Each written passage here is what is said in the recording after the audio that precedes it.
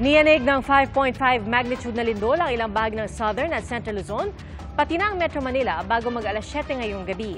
Namataan ang sentro nito, 23 kilometro northeast ng Lubang Occidental Mindoro kung saan naitala ang Intensity 4. Intensity 3 naman sa Quezon City, Makati, Taguig, Obando sa Bulacan, Hermosa, Bataan, Cainta, Rizal at Cabuyao, Laguna. Intensity 2 sa Puerto Galera, Oriental Mindoro, Cuenca at Talisay sa Batangas at Tagaytay at Bacoor sa Cavite. Naramdaman din ang pagyanig sa Muntinlupa. At sa PHIVOLCS, posible ang mga aftershock. Mga kapuso, maging una sa saksi. Mag-subscribe sa GMA Integrated News sa YouTube para sa iba't ibang balita.